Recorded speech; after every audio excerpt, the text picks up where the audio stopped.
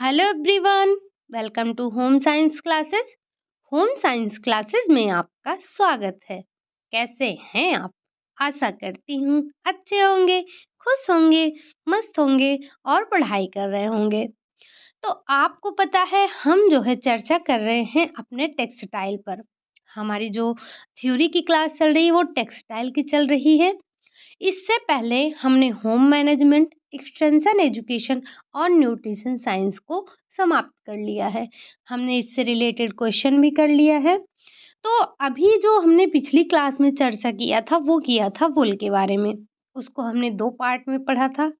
हमने ऊन कहाँ-कहाँ से आपको प्राप्त हो सकते हैं, इस पर चर्चा किया था। ऊनी रेशों के वर्गीकरण पर चर्चा किया था। मैन्युफैक्चरिंग की चर्चा की थी। साथ ही हमने कुछ विशेषताओं को देखा था और ऊनी कपड़ों के प्रकार को भी हमने डिस्कस किया था। तो अगर आपने वूल की क्लास नहीं देखी है, तो आप उसे ज़रूर देख लीजिएगा। आपको पता है कि पिछला एग्ज़ाम जो हुआ था, आपके 2021 में, वहाँ पे आपसे वूल के चैप्टर से कम 3 या 4 क्वेश्चन पूछे गए थे। तो वो आपके लिए कितना इम्पोर्टेंट है, इस बात को आप समझ सकते हैं। तो आज की जो क्लास होने वाली है, उसमें हम जूट के बारे में चर्चा करेंगे। हमारे जो मुख्य प्राकृतिक रेशे थे, जो वानस्पतिक जगत से और प्राणिज जगत से प्राप्त हो रहे थे, जहाँ से हमसे बार-बार क्वेश्चन पूछा जाता है। जैसे जैसे कपास हो गया, लिनन हो गया, रेशम हो गया और साथ ही साथ आपका ऊन हो गया। इनके बारे में हमने चर्चा कर ली है। आज हम जूट को देखेंगे और जो आपके छोटे-मोटे प्राकृतिक रेशे और बचते हैं जैसे कापोक हो गया, हेम्प हो गया, रेमी हो गया, मनीला हो गया, इन सब के बारे में भी थोड़ा-थोड़ा चर्चा करेंगे और आज आपकी जो प्राकृतिक रेशे हैं वो समाप्त हो जाएँगी। तो आज की क्लास में हम डिस्कस कर रहे हैं जूट के बारे में। तो आपको पता है ये जूट की जो खेती होती है, ये प्राचीन काल से ही भारत और बांग्लादेश में होती आ रही है। मुख्यतः कहाँ होती है? तो भारत और बांग्लादेश में होती है। लेकिन जो बांग्लादेश का जूट होता है, वो उत्तम श्रेणी का और उच्च कोटि का होता है। और जूट उत्पादन में भी जो प्रथम स्थान है, वो बांग्लादेश का ही है। आपको पता है कि विश्व का लगभग 80 से 85% तक का जो जूट का आपूर्ति किया जाता है, वो सिर्फ़ और सिर्फ़ आपका बांग्लादेश करता है। तो ये आपको पता है कि जो जूट की खेती हो रही है, वो आज से नहीं हो रही है। ये प्राचीन काल से ही हो रही है और इसमें मुख्य रूप से कौन-कौन करता है? तो भारत और बांग्लादेश करता है। बांग्लादेश की भी जो जूट होती है, वो उत्तम कोट की होती है और उच्च कोट की होती है। ठीक? चलिए कुछ पॉइंट हमने नोट किया है, उसको देख लेते हैं। तो सबसे पहले आपको क्या ध्यान रखना है? सबसे पहले तो आपको ये पता होना चाहिए कि ये जो जूट है, ये जूट आपको कहाँ से प्राप्त होता है? तो जूट जो है, वो प्राकृतिक जगत से प्राप्त होने वाला वानस्पतिक रेशा है। कैसा रेशा है?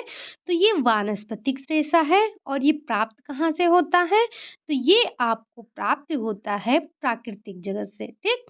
अब प्राकृतिक जगत में वानस्पतिक रेशा है, लेकिन वनस्पत में भी आपने 3 प्रकार का पढ़ा था। एक था आपका बीज से प्राप्त होने वाला, एक था आपका तने से प्राप्त होने वाला और एक हमने देखा था पत्ती से प्राप्त होने वाला। तो जो आपका जूट होता है, ये जूट हमें कहाँ से प्राप्त होता है? तो जूट हमें तने से प्राप्त होता है। तो आप यहाँ से तीनों पॉइंट को ध्यान रखेंगे। पहला पहला ये कि जूट जो है वो प्राकृतिक जगत का रेशा है। दूसरा, प्राकृतिक में भी ये आपके वानस्पतिक जगत का रेशा है। वानस्पतिक में भी यह हमें तने से प्राप्त होने वाला रेशा है। अब साथ में आपको ये ध्यान रखना है कि जूट को हम और क्या-क्या कहते हैं। जूट को एक तो हम इसको स्वर्णिम रेशा कहते हैं। क्या कहते हैं? स्वर्णिम रेशा कहते हैं। दूसरा, इसे हम सुनहरा रेशा भी कहते हैं और इसे हम गोल्डन फाइबर के नाम से भी जानते हैं। तो इन तीनों नाम को आप ध्यान रखिएगा। ये तो हमने देख लिया जूट को हम और किस-किस नाम से जानते हैं? अब आप मुझे कमेंट करके ये बताइए कि हम सफ़ेद सोना के नाम से किसको जानते हैं? जैसे जैसे हमने क्या बोला कि जूट को हम स्वर्णिम रेशा, सुनहरा रेशा और गोल्डन फाइबर के नाम से जानते हैं। तो आपको बताना है कि हमने प्राकृतिक जगत में ही और वानस्पतिक रेशे में ही एक रेशा ऐसा पढ़ा था जिसका नाम था कि मतलब जिसे हम सफ़ेद सोना के नाम से जानते हैं। अब आप मुझे कमेंट करके बताएँगे कि वो कौन-सा रेशा है, किसे हम सफ़ेद सोने के नाम से जानते हैं, ठीक? तो ये रही हमारी जूट के बारे में कुछ बातें। आगे भी हम देख लेते हैं। अब आगे आपका आ जाता है जूट की उत्पत्ति भारतीय शब्द टाट से हुई है। किससे हुई है? शब्दों को आप ध्यान रखेंगे कि जूट की उत्पत्ति भारतीय शब्द टाट से हुई है। और इस टाट का क्या अर्थ होता है? तो टाट का अर्थ होता है उलझा हुआ। क्या होता है? उलझा हुआ होता है। जूट का सर्वाधिक उत्पादन बांग्लादेश में होता है। आपने पहले ही समझ लिया, लेकिन ध्यान रखिएगा इससे संबंधित क्वेश्चन पूछा जाता है कि सर्वाधिक उत्पादन जूट का सर्वाधिक उत्पादन कहाँ होता है? तो कहाँ होता है? बांग्लादेश में होता है। और जो बांग्लादेश से जूट प्राप्त होता है आपको, वो कैसा होता है? वो उत्तम श्रेणी का होता है और उच्च कोटि का होता है। कैसा होता है? उत्तम श्रेणी का होता है और उच्च कोटि का होता है। जूट के रेशे चिकने और असमान होते हैं। कैसे होते हैं? तो जो जूट के रेशे होते हैं वो असमान होते हैं और वो चिकने होते हैं, ठीक? साथ में इनमें जो है मजबूती का अभाव पाया जाता है। ये कैसे होते हैं? तो ये मजबूत नहीं होते हैं। साथ में आपको ध्यान रखना है जूट के पौधे की लंबाई। तो जूट के पौधे की लंबाई कितनी होती है? तो इनके पौधे की लंबाई जो होती है वो मतलब 2.5 से 3 मीटर की होती है। अगर हम फीट में बात करें तो ये 6 से 12 फीट की होती हैं। इतने पॉइंट आपको ध्यान रखने हैं। जूट ये जो जूट होता है, जूट के रेशे पीले रंग के होते हैं। ये ध्यान रखिएगा, आपने देखा होगा जूट के रेशों को ज़रूर देखा होगा। या फिर आपने जूट की रस्सी देखी होगी, सुना तो होगा ही और देखा भी होगा, उम्मीद है मुझे। तो जो जूट की रस्सी होती है या फिर जो रेशे होते हैं वो कैसे होते हैं? तो वो पीले रंग के होते हैं और इनमें जो चमक होती है ना वो एक विशेष प्रकार की चमक होती है। जो जूट के रेशे होते हैं ये मतलब छूने पर तो चिकने होते हैं। आपने देखा यहाँ पर कैसे होते हैं? चिकने होते हैं। जब आप जूट के रेशों को छुएँगे तो ये चिकने होंगे, लेकिन कैसे होते हैं? ये कड़क होते हैं, मतलब कड़कीले होते हैं। ये मुलायम नहीं होते हैं, कड़े होते हैं, लेकिन कैसे होते हैं? चिकने होते हैं। और आपने देखा कि इनमें मजबूती नहीं होती है। अगर इनमें मजबूती नहीं होती है, तो हम इनसे कपड़े कैसे बनाएँगे? कपड़े बनाने के लिए हमें वस्त्रों का मजबूत होना भी तो ज़रूरी है। तो हम क्या करते हैं? तो इनसे हम वस्त्र नहीं बनाते हैं। क्यों? क्योंकि इनमें मजबूती का अभाव पाया जाता है। साथ ही साथ ये चिकने तो होते हैं, लेकिन कैसे होते हैं? ये कड़क होते हैं, कड़कीले होते हैं, ठीक? तो इनसे हम जो है कपड़े नहीं बनाते हैं। अब बनाते क्या है? वो भी समझ लेना ज़रूरी है। तो जो ऊन के जूट होते हैं, जूट का उपयोग आप कहाँ करते हैं? तो जूट का उपयोग हम रस्सी बनाने में, रस्सा बनाने में, खिलौना बनाने में या फिर सजावट का सामान बनाने में या फिर बोरे आदि बनाने में उपयोग करते हैं। अगर आपने कुछ नहीं देखा है, जूट आपको नहीं समझ में आ रहा है, तो आपके घर पर बोरा होगा या फिर आपने देखा होगा अगर धान या गेहूँ बेचा जाता है, तो जो खरीदने वाले आते हैं, वो एक बोरा लेके आते हैं। वो कैसा होता है? वो आपका जूट का बोरा होता है, ठीक? आपने रस्सी भी देखी होगी। आपने जूट की रस्सी भी देखी होगी। अब ये है कि आप उसमें डिफ़रेंस नहीं कर पाते होंगे, वो अलग की बात है। लेकिन मुझे उम्मीद है कि आपने बोरा ज़रूर देखा होगा और हर व्यक्ति ने देखा होगा। अब ये जो जूट होता है ना, इससे रस्सा-रस्सी तो हो गया, बोरा तो हो गया, इससे विशेष प्रकार के खिलौने मतलब खेलने के लिए भी वस्तुएँ बनाई जाती हैं। साथ ही साथ सजावटी सामान भी बनाए जाते हैं। तो ये इनका प्रयोग हम वस्त्र बनाने में नहीं, लेकिन रस्सा-रस्सी बनाने में, खिलौने बनाने में, सजावट का सामान बनाने में, बोरे आदि बनाने में हम इनका उपयोग करते हैं। किसका? जूट का। जूट के खिलौने आपने ज़रूर देखे हैं। अगर नहीं देखे हैं तो एक बार जाइए गूगल पर आप सर्च मारेंगे तो आपको बहुत सारे खिलौने मिल जाएँगे और साथ ही साथ आपको सजावट के भी सामान देखने को मिल जाएँगे। ठीक? तो ये तो रही इसके उपयोग की बात। अब आपको ये पता होना चाहिए कि ये जो जूट होता है, जूट कितने वर्ष का होता है? ये जो जूट का फसल चक्र है, ये कितने वर्ष का होता है? तो ये आपका 1 वर्षीय होता है। जूट का फसल चक्र कितना होता है? तो वो 1 वर्षीय होता है। अब आप मुझे कमेंट करके बताइए कि लिनन कितने वर्षीय होता है? मतलब लिनन को उगाने में कितना समय लगता है? 1 वर्ष, 5 वर्ष, 7 वर्ष या फिर 10 वर्ष लगता है? आपको अगर याद है तो आप कमेंट करके मुझे बता सकते हैं। अब इसकी बुआई कब की जाती है? मतलब जब आप जूट को बोएँगे तो कब बोएँगे? इसकी बुआई कब करेंगे? तो बुआई करने का जो समय होता है इसका फरवरी से मार्च होता है।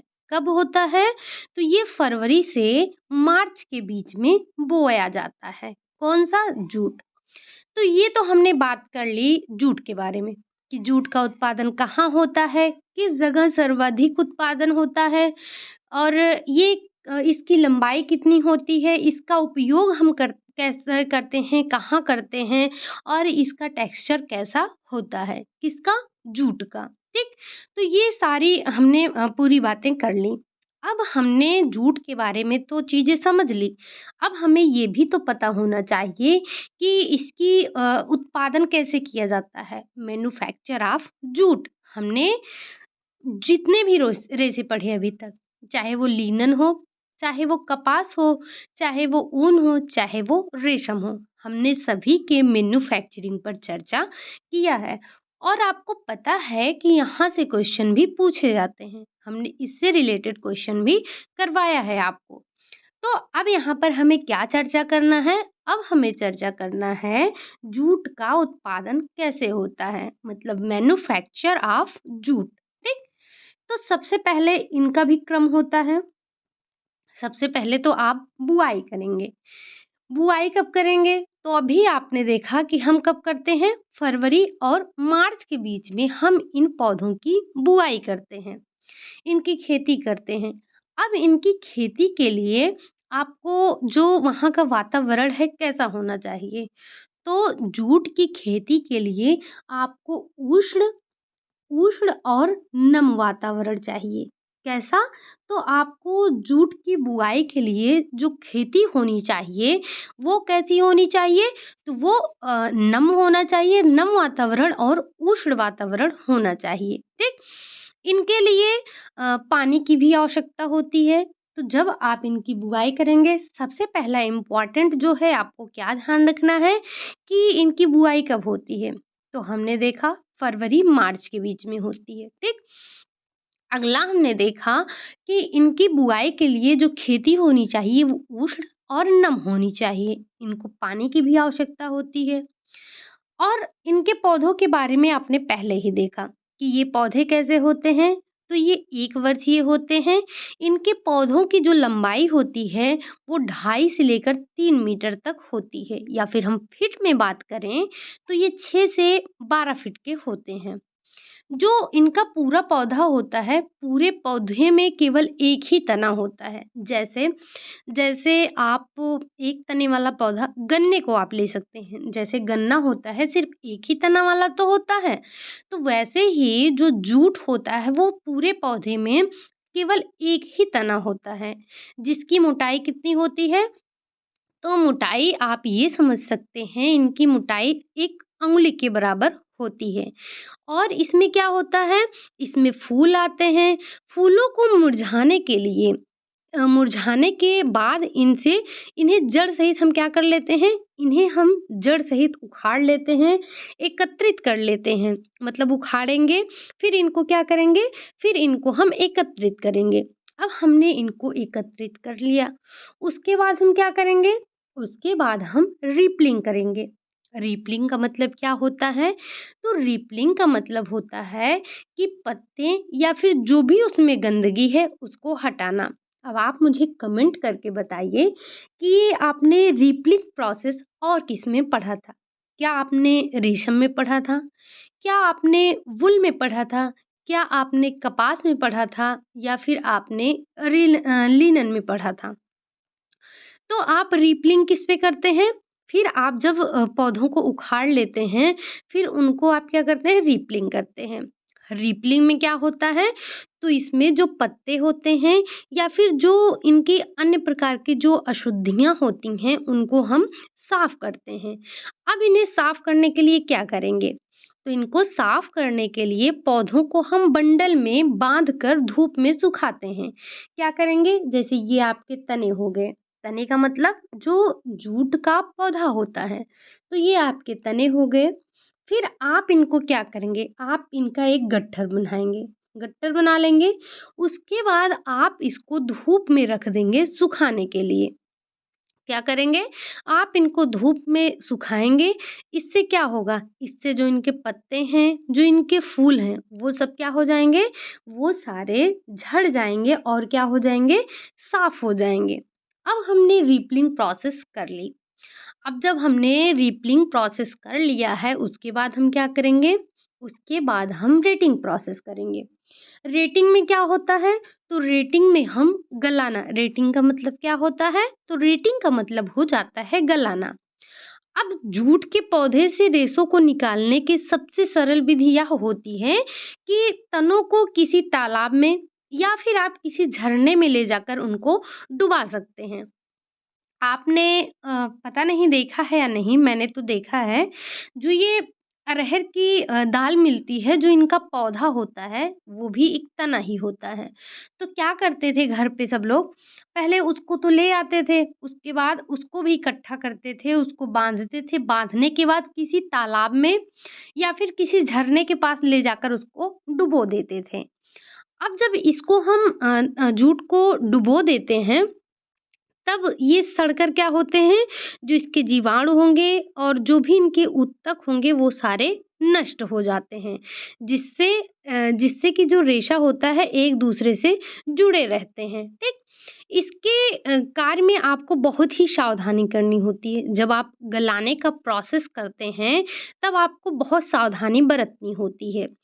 अगर तना अधिक गल जाता है, तो रेशे को हानि पहुँचती है। अगर ये वांछित मात्रा में जितनी आपको आवश्यकता होती है, अगर उतना नहीं गलता है, तो काटने वाले को बहुत ही मतलब कटना उसका आसान नहीं होता है, ये अच्छे से नहीं कटते हैं। तो जो रेटिंग की प्रोसेस की जाती है ना, मतलब जो इनको ले जाके तालाबों में डुबोया जाता है या फिर झरने में जो हम इनको ले जाकर डुबोते हैं, उसमें आपको बहुत सावधानी बरतनी होती है। मतलब ना तो ये बहुत ज़्यादा गलने चाहिए और ना ही ये बहुत कम गलने चाहिए। अगर ये ज़्यादा गल जाएँगे तो जो रेशे होते हैं वो नष्ट हो जाते हैं। लेकिन अगर ये कम गलते हैं तो रेशों की कटाई अच्छी नहीं होती है, हम इनकी अच्छे से नहीं काटा जा सकता है, ठीक? तो ये हम क्या कर दिए, हमने रेटिंग कर ली। अब रेटिंग तो हमने कर ली, अब उसके बाद हम करेंगे सॉफ्टनिंग। सॉफ्टनिंग मतलब क्या होता है? सॉफ्ट मतलब पता ही है आपको, मुलायम। तो सॉफ्टनिंग का अर्थ होता है उसे नर्म करना। नर्म करना, जूट आपको पता ही, हमने इसकी विशेषता पहले ही देखी कि ये बहुत कड़ा होता है। क्योंकि इसमें मोम की मात्रा बहुत कम होती है। अगर मोम होगा तो मुलायम होगा। अब जब मोम नहीं है तो ये जूट क्या होता है, बहुत कड़ा होता है। इस कारण से जो रेशे होते हैं इनको हम नर्म करते हैं। जिससे क्या करते हैं, जिससे हम जो रेशे होते हैं, रेशों का विभाजन करना संभव हो सकता है। जब इसको हम मुलायम कर देंगे तो क्या होगा, इनका विभाजन करना आसान हो जाएगा, ये चिकना भी हो जाता है। अब करेंगे क्या, तो रेशों में पानी और तेल का मिश्रण लगाकर उसकी कई रोलरों के माध्यम से उनको हम गुजारते हैं। रोलर होते हैं तो हम क्या करेंगे, इसमें तेल लगाएंगे और पानी लगाएंगे। तो जब इनको हम रोलरों से गुजारेंगे तब ये हमें जो जितनी आवश्यकता होती है, एक आवश्यकता में हमें ये मुलायम मिल जाते हैं। तो ये हम कर लेते हैं, इतना हमने क्या किया।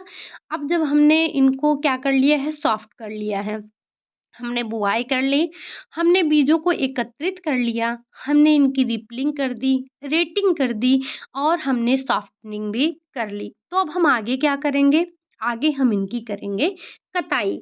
अब कताई के लिए ही तो हमने इनको सॉफ्ट किया है। तो जितने भी सेलुलोजिक जगत के रेशे हैं, उनमें जूट सबसे कम मजबूत होता है। आपने देखा अभी तक जो भी पढ़ा आपने, तो जो आपके सेलुलोजिक जगत के हैं, अब मुझे आप कमेंट करके बताएँगे क्या जो आपका रेशम है और जो आपका वूल है, वो आपके सेलुलोजिक जगत का है या नहीं है? अगर है तो ठीक है, अगर नहीं है तो फिर वो किस जगत का है? आप मुझे कमेंट करके एक बार बताइएगा। तो जितने भी आपने सेलुलोजिक जगत के रेशों के बारे में देखा, तो सबसे कमज़ोर रेशा आपका कौन-सा निकल कर आया? तो सबसे कमज़ोर रेशा निकल के आया हमारा जूट। विशेष रूप से जब वह सूखी हुई अवस्था में होता है, ये कड़ा होता है, इसकी जो धागे होते हैं वो मोटे होते हैं। आपने शुरू में ही देखा कि ये जो मोटे होते हैं, कड़े होते हैं, इसलिए हम इनका प्रयोग क्यों नहीं कर सकते हैं? तो हम इनका प्रयोग जो है वस्त्र बनाने में नहीं कर सकते हैं। ये तो हमने इसकी कटाई कर दी। अब हमें इस पे फिनिशिंग लानी है। फिनिशिंग कैसे करेंगे? तो जूट पर रासायनिक विरंजक का हानिकारक प्रभाव पड़ता है। जूट कभी सफ़ेद रंग में आपको नहीं मिलेगा। तो ये क्या होता है, ये कैसे मिलता है? तो ये हम इस पर कोई विरंजक या मतलब ब्लीच नहीं करते हैं। किस पर? जूट पर, ठीक? सबसे अच्छे प्रकार का रेशा जो होता है वो कैसा होता है? तो आपने पहले ही देखा, हम इसे सुनहरा रेशा, गोल्डन फाइबर, स्वर्णिम रेशा अन्य नामों से जानते हैं। इनकी चमक में कैसी होती है? इनकी चमक रेशम के समान होती है, मतलब इतनी अच्छी चमक होती है इनकी, वो रेशम के समान होती है। ये छूने पर नर्म और चिकने हो जाते हैं, ठीक? ये रेशे लिनन हो गया और या फिर आप हेम्प, किसी रेशे से कम मजबूत होते हैं, चाहे वो लिनन हुआ या फिर रेशम हुआ, इनसे कम मजबूत होते हैं। और आपने देखा कि ये जो आपको प्राकृतिक जगत से मतलब वानस्पतिक जगत का जो रेशा आपको मिल रहा था, उसमें सबसे कमजोर रेशा आपका कौन था? तो वो था आपका जूट था, ठीक? ये तो हमने देख लिया मैन्युफैक्चर ऑफ जूट। अब हमें इसकी कुछ विशेषताएँ भी पढ़नी है। किसकी? जूट की। तो जूट की क्या विशेषताएँ हैं, उस पर भी हम थोड़ी चर्चा कर लेते हैं। तो सबसे पहले आपने देख लिया कि इसका रंग कैसा होता है, तो इसका रंग बेस्ट क्वालिटी का होता है, जिसे हम सुनहरा पीला होता है। आपने देखा कि इसकी जो चमक होती है कैसे होती है, तो चमक रेशम के समान होती है, ठीक? और रेशम अपनी चमक के कारण, अपनी मजबूती के कारण जाना जाता है। लेकिन इसमें मजबूती का अभाव होता है, इस बात को आप ध्यान रखिएगा। साथ में जूट पर ब्लीच नहीं किया जा सकता है, हमने इसको पहले ही देख लिया।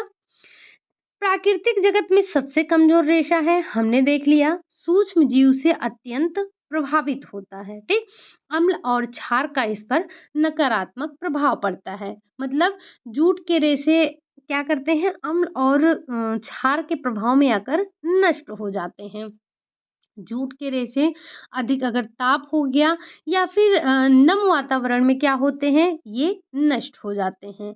इसमें ये सबसे निर्बल रेशे होते हैं। अगर आप इन पर अत्यधिक तीव्र इन पर छार करेंगे तो क्या हो जाएँगे, इनके रेशे निर्बल हो जाएँगे, इनकी कार्य क्षमता भी कम हो जाएगी। तो ये विशेषताएँ थी किसकी? जूट की। हमें जूट के बारे में बहुत ज़्यादा नहीं पढ़ना है, बस हमें जूट के बारे में कुछ ही चीज़ें समझनी थी।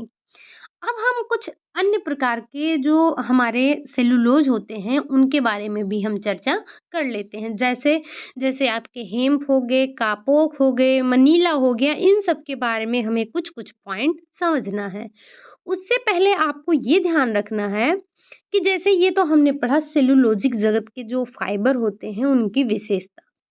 कुछ जो आपके सेलुलोज़िक फाइबर होते हैं, उनकी कुछ विशेषताएँ होती हैं। जैसे जो समस्त आपके सेलुलोज़िक फाइबर होते हैं, उनकी कुछ ऐसी विशेषताएँ होती हैं जैसे जैसे जो ताप का उनमें संचालन होता है, वो अच्छा होता है। इनमें निम्न मात्रा में तन्यता का गुण पाया जाता है।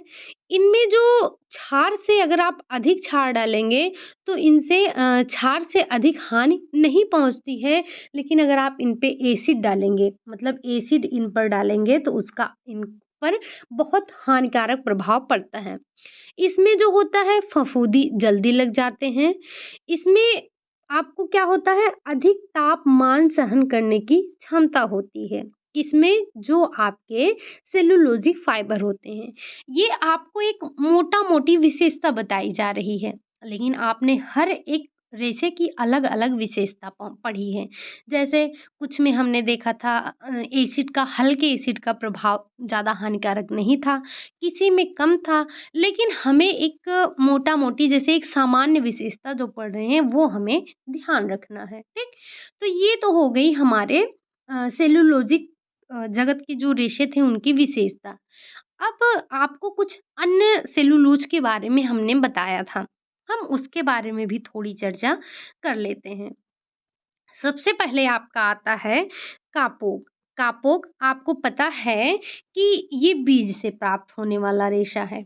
हमने प्राकृतिक जगत में देखा था जो वानस्पतिक जगत से रेशे प्राप्त हो रहे थे, उसमें हमने देखा था जो कापोक और कपास थे, ये दोनों आपके बीज से प्राप्त होने वाले रेशे होते हैं। तो इस पॉइंट को आप अलग से ही नोट कर लीजिएगा, या फिर आपको अलग से नोट करने की ज़रूरत नहीं है अगर आपने टेक्सटाइल की क्लास देखी है, पहली, दूसरी, तो वहाँ से आपको ये सारी डाउट क्लियर हो जाएँगे। आपको कहीं भी कन्फ्यूज़न कोई नहीं होगा। तो ये जो कापोक हैं, ये किस जगत के हैं? तो प्राकृतिक जगत के, वानस्पतिक जगत के। मतलब प्राकृतिक में वानस्पतिक जगत के बीज से प्राप्त होने वाले रेशे होते हैं। कौन? कापोक। आगे हम इसके बारे में थोड़ा और समझें तो इसमें जो कापोक होता है, इसमें प्राकृतिक ऐंठन नहीं होती है। इसमें कापोक में प्राकृतिक ऐंठन नहीं होती है। साथ में आप क्या ध्यान रखेंगे कि ये आपको प्राप्त कहाँ से होता है? तो जो आपका कापोक होता है, ये सेमल के पेड़ से प्राप्त होता है। किससे? सेमल के पेड़ से प्राप्त होता है। और ये है आपको कहाँ? तो ये आपको मूलतः मेक्सिको, अमेरिका, पश्चिम अफ्रीका का पेड़ होता है। कहाँ का है? तो ये आपका मेक्सिको, अमेरिका, पश्चिम बंगाल का पेड़ होता है। इसमें इसे जावा कापोक के नाम से भी जानते हैं। तो आप कापोक के अन्य नाम में क्या रखेंगे? क्या ध्यान रखेंगे? तो वो आपका ध्यान रखेंगे आप जावा कापोक के नाम से। भारत और वेस्ट इंडीज में भी इनकी खेती की जाती है। किसकी? कापोक की। तो कापोक क्या है? कापोक आपको बीज से प्राप्त होने वाला पौधा है। साथ में इसके पेड़ का नाम है सेमल। तो ये सेमल के पौधे से प्राप्त होता है। ठीक? दूसरा, इसमें प्राकृतिक ऐंठन नहीं होती है। बस इसमें यही इतने पॉइंट आपको ध्यान रखे हैं, ज़्यादा इसमें आपको नहीं पढ़ना है। जिसे डिटेल में पढ़ना था हमने वानस्पतिक जगत के रेशों में पढ़ लिया है, ठीक? वानस्पतिक जगत हो या फिर वो प्राणिज जगत हो, हमने उनके बारे में डिटेल चर्चा कर ली है। अब ये तो रही बात आपके कापोक की। अगला जो आपका आता है वो आता है आपका हेम्प। हेम्प क्या होता है? तो हेम्प का उत्पादन ठीक उसी प्रकार से करते हैं जैसे हम सन का उत्पादन करते हैं। सन या फिर जूट की अपेक्षा अधिक मजबूत होता है। सन का होता है तो सन को हम जूट कहते हैं और ये इसकी अपेक्षा अधिक मजबूत होता है क्योंकि आपने देखा कि जो जूट है वो प्राकृतिक जगत में पाया जाने वाला आपका सबसे कमजोर रेशा होता है। क्या होता है? तो सबसे कमज़ोर रेशा होता है। तो भांग के पेड़ के तने से इसको प्राप्त किया जाता है और प्राप्त कैसे करते हैं? तो जैसे हम सन को करते हैं। इसमें जो सन होता है, सन के समान गुण ना होने के कारण इसे हम वस्त्र उद्योग में भी ये मतलब हम इसे वस्त्र उद्योग में भी इसका प्रयोग नहीं कर सकते हैं। मतलब इसमें जो गुण होता है, वो आपको सन के समान तो नहीं मिलता है, लेकिन ये फिर भी आपके इनसे हम वस्त्र नहीं बना सकते हैं। क्यों? क्योंकि ये लगभग वैसे ही होते हैं, बहुत ज़्यादा गुण इनका नहीं मिलता है, लेकिन फिर भी ये उन्हीं के समान कुछ-कुछ होते हैं। तो ये कैसे होते हैं? तो इनके गुण बहुत अच्छे नहीं होते हैं, रेशे इनके बहुत पतले नहीं होते हैं, मुलायम भी नहीं होते हैं, तो इस वजह से हम इनको वस्त्र उद्योग में प्रयोग नहीं कर सकते हैं, ठीक? या फिर यहाँ पर आप ये भी ध्यान रख सकते हैं कि इनका कुछ गुण कैसे मिलता है, तो वो कुछ गुण इनका मिलता है जूट से, लेकिन हम इनका प्रयोग नहीं करते हैं वस्त्र बनाने में। कहाँ करते हैं? तो जो आप ये वस्त्र ये इनका प्रयोग गलीचे बनाने में, रस्सा बनाने में, जूते के तले बनाने में, कागज़ आदि बनाने में इनका प्रयोग करते हैं। जो ये आपके हेम्प होते हैं ना, हेम्प के द्वारा आप उत्तम प्रकार के वस्त्रों का निर्माण नहीं कर सकते हैं। इनसे आप अच्छे वस्त्रों का निर्माण नहीं कर सकते हैं, ठीक? तो ये तो होती है हेम्प की विशेषता। ध्यान क्या रखना है, किसके तने से प्राप्त होता है? तो ये आपका भांग के पेड़ के तने से प्राप्त होता है। अब अगला क्या है? तो अगला ये है इसमें आप हेम्प और किसके बारे में देख लिए? कापू के। अब अगला जो आ जाता है आपका, वो आ जाता है रेमी के बारे में। अब ये रेमी क्या होता है? तो यहाँ पर जो आपको बताए जा रहे हैं अन्य सेलुलोज़िक जो फाइबर हैं, उनमें आपको ध्यान ये रखना है कि ये किस प्रकार के पौधों से मतलब किस पौधे से प्राप्त हो रहे हैं।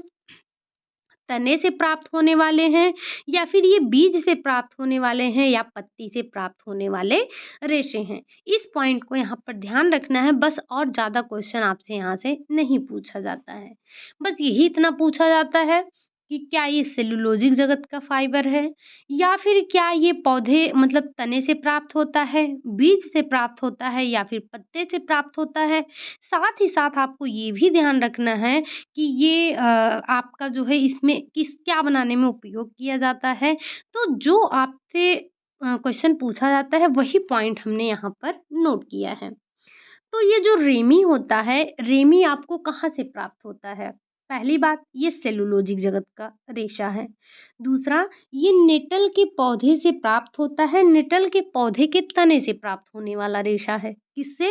तने से प्राप्त होने वाला रेशा है। आपको ध्यान क्या रखना है? ध्यान आप ये रखेंगे कपास और कापूस ये दोनों आपको बीज से प्राप्त होते हैं और जो आपका मनीला होता है आगे हम देखेंगे वो पत्ती से प्राप्त होता है ठीक। यहाँ पर क्या है आपका जो रेमी है वो तने से प्राप्त होता है। आपके ज़्यादातर जो फाइबर होते हैं वो किससे प्राप्त होते हैं? वानस्पतिक जगत के वो ज़्यादातर आपके तने से प्राप्त होते हैं ठीक। तो भारत और चीन में उत्पादन किया जाता है। साथ में आप ध्यान ये रखेंगे कि चीन में इसे चाइना ग्रास या फिर रेह के नाम से जाना जाता है। किसको? रेमी को। और इसका उपयोग आप कहाँ करते हैं? जो रेमी होता है, रेमी का उपयोग आप कहाँ करेंगे? तो इसे हम नैपकिन, ट्रे क्लॉथ आदि बनाने में इसका प्रयोग करते हैं। किसका? रेमी का। तो ध्यान क्या रखेंगे कि निटल के पौधे के तने से प्राप्त होने वाला रेशा है, सेलुलोजिक जगत का रेशा है, तने से प्राप्त होता है। भारत और चीन में इसका उत्पादन होता है। साथ ही साथ इसे चीन में चाइना ग्रास या फिर रेह के नाम से जाना जाता है। अगला पॉइंट है आपका कोयर के बारे में। अब ये कोयर क्या है? तो नारियल के छाल से प्राप्त जो रेशा होता है उसे हम कोयर बोलते हैं, ठीक। ये रेशा मजबूत व लंबे समय तक चलने वाले होते हैं। क्या होते हैं? ये लंबे समय तक चलने वाले होते हैं, मजबूत होते हैं। इनका उपयोग अधिक सीमित होता है क्योंकि ये बहुत कड़े और खुरदरे होते हैं। हम इनसे वस्त्रों का निर्माण नहीं कर सकते हैं, तो फिर हम इनका निर्माण मतलब इनका उपयोग करेंगे कहाँ? जब हम इनका निर्माण वस्त्र बनाने में नहीं कर रहे हैं, तो इनका निर्माण हम दरी, गलीचे, चटाई ये सब बनाने में इनका उपयोग करते हैं। किसका? कोयर का। तो आपसे पूछा भी गया है कि जो कोयर होता है वो कहाँ से प्राप्त होता है? तो आपको ध्यान क्या रखना है कि जो कोयर होता है उसे हम नारियल की छाल से प्राप्त करते हैं, ठीक? ये थी हमारे कोयर की विशेषता। अगला है जो आपका, वो है आपका पिना। पिना भी आपसे पूछा गया है। तो पिना कहाँ से प्राप्त होता है? तो पिना जो होता है वो आपका पाइनएप्पल मतलब अनानास की जो पत्ती होती है, अनानास की पत्ती से प्राप्त होता है। इसके रेशे मुलायम सफ़ेद होते हैं। इससे मजबूत और टिकाऊ वस्त्र का निर्माण होता है। फिलीपींस में इसके रेशे का प्रयोग बहुलता से होता है।